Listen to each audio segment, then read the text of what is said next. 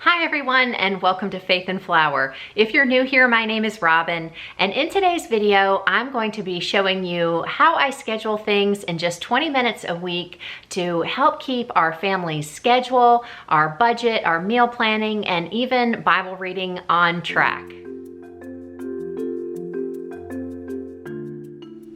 Here we are already a month into 2020. Yes, January is over, February has started, and we all start the new year with the best of intentions, starting new habits, and really wanting to be on top of our game. And if that hasn't happened for you yet, I'm here to tell you that it's not too late.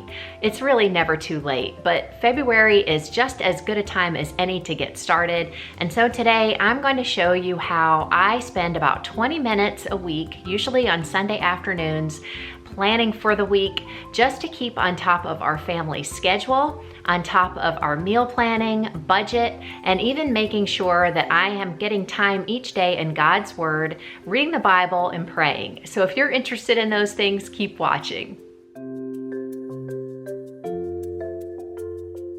The first thing I do on Sunday afternoon when I start my planning is to look over our calendar that I have in the computer. There I'll have recorded any appointments that I've made and all of the activities and things that are happening in our family for the week. And so once I get those things recorded, I start working on the to-do list. And I have a weekly cleaning video. If you guys haven't seen that, make sure you check it out.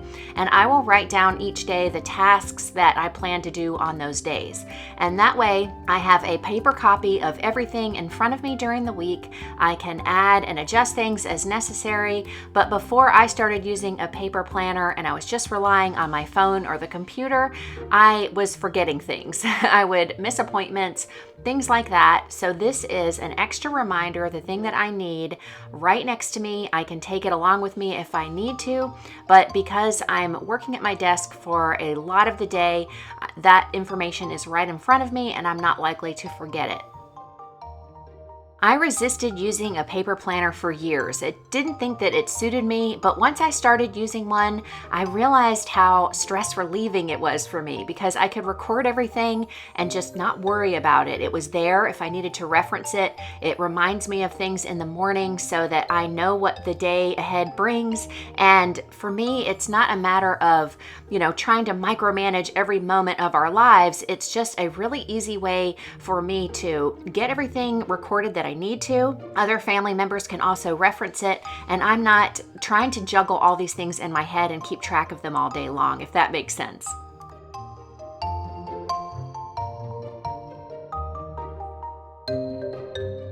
I recently readjusted how I do meal planning for our family because we're trying out something new.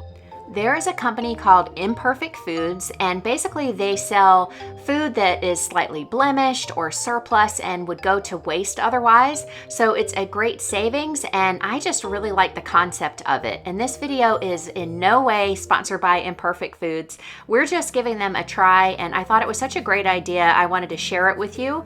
Plus, it has changed the way I'm doing meal planning. Before I get into the meal planning, I just want to address a question that I get a lot on my channel, and that is how to eat more plant-based meals. And so as I have explained a couple times before, we are not 100% vegan or plant-based, but we do try to do it about 80% of the time. So we will have some meat very occasionally. We eat eggs and a little bit of dairy. So you'll see that in some of the recipes on my channel, but for the most part, we try to eat as many fruits and vegetables and whole foods as possible. And so this imperfect food concept is really great because I can focus on purchasing as many really good produce items that I can to incorporate into our diet during the week. Another thing that I wanted to talk about was you do not have to search all the time for, great recipes that are complicated or that involve complicated ingredients in order to be plant-based. We find some of our favorite meals are basically all of the things that we enjoyed before, just minus the meat. So for example, this night I'm just making some baked potatoes, some roasted broccoli, and a salad, and we enjoyed that thoroughly. And it's very quick and easy. I could do this just as fast as I could pick up any kind of fast food or takeout. So this is a great solution for a busy weeknight.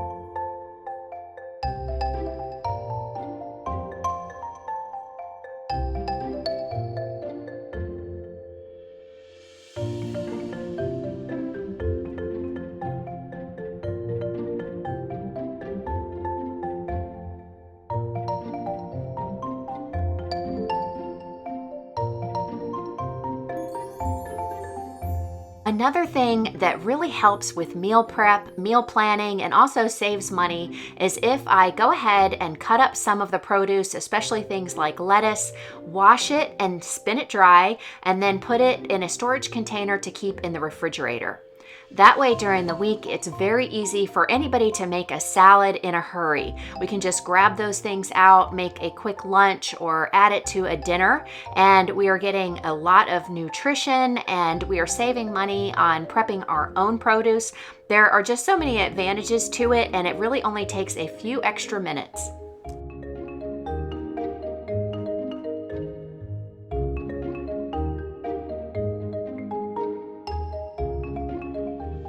One more piece of advice that I can give you on eating a more plant-based diet is sort of the idea of crowding out. And I've heard this said by others before, and I think it's a great idea. What that means is instead of worrying about trying to remove all of the animal products from your diet, meat, dairy, those sorts of things, focus on bringing in all of the great whole food plants, vegetables, fruits, grains, nuts, all of those things into your diet. And as you add more of those, you will crowd out the things that you desire to remove.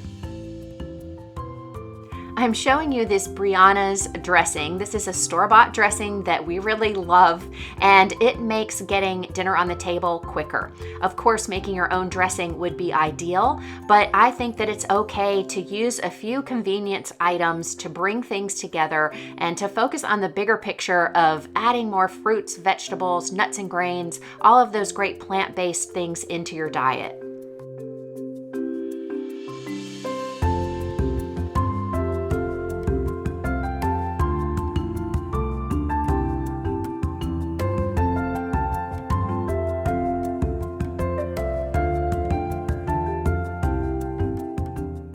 And now I'm going to show you how I meal plan for the week. And so what I have changed is, since I'm ordering all of our produce online, I make a list of the things that I plan to buy, because these things can vary from week to week depending on availability. And instead of choosing recipes and then looking for those ingredients, I start with the ingredients. And so I will make myself a list, and then I will start planning our meals based on those ingredients. This is something that you probably already do and aren't even aware of it. So if you have things in your refrigerator and pantry and you can come up with recipes for how to use them, it's really the same concept. Most of us do that anyway. And so it is a great way to make sure that you are getting produce that's really fresh and good, instead of being restricted to a recipe that you're going to have to find the ingredients for. Once I have a list of the things that I know I'm going to have on hand, plus an idea in my mind of the staple items that we have in our pantry, I can start thinking up recipe or meal ideas for the week.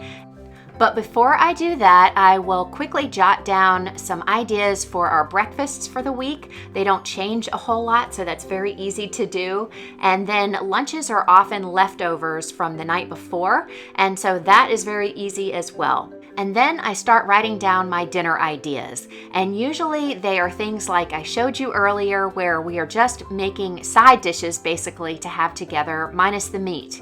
or I will make a soup or pasta dish where the particular type of vegetable doesn't really matter. It can be a bunch of different things, and it's okay if that is changed from week to week. It's very easy to adjust when you make those types of meals. And then we also have some weekly sort of routines as far as like Friday nights, we always have pizza. And so I don't even have to think about what to make on Friday nights. It's going to be pizza. And that makes shopping for the week a little bit easier as well, because I know I want to have the ingredients I need for pizza in my basket each week. We also usually have leftovers for at least one dinner a week, and then if we ever do eat out, which is kind of rare for us, I will schedule that in as well. Before I show you the rest of my planning, I want to give you a quick peek into the planner that I'm using. I have been a fan of ERIN CONDREN paper planners for a long time, and I have been using them myself for years. So they recently gifted me this new petite planner folio, and I'm just loving all of the customizable features that it offers. The 4 petite planners that I chose for my folio are the monthly planner, weekly planner, meal planner, and budget planner.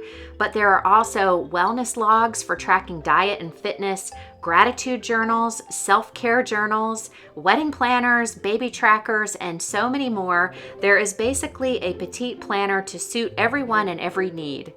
These planners are such high quality and loaded with so many great features, including stickers if you're into that. And if you guys are in the market for a paper planner, please check out my link in the description box below to ERIN CONDREN to see all that they have to offer.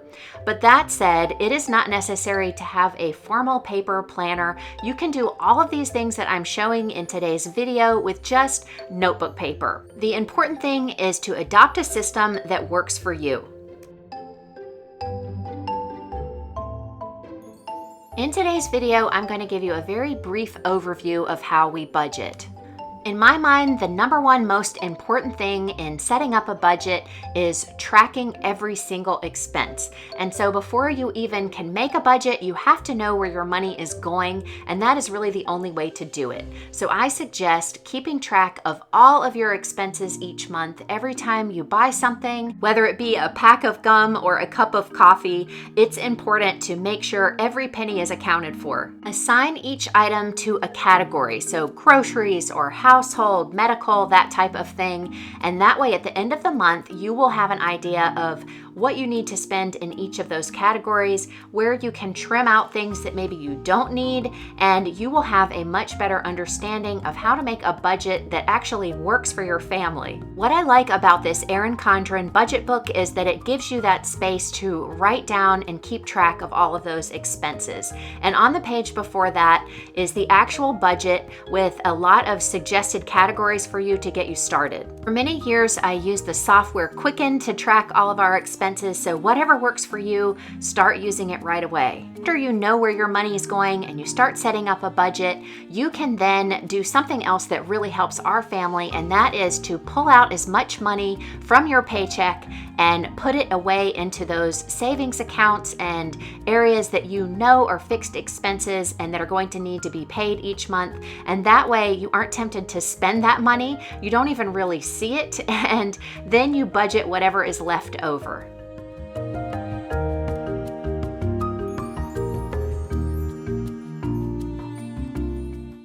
Daily time reading the Bible is first and foremost. I have it at the end of this video, but it's actually the first priority of my day, and I make sure to schedule it in.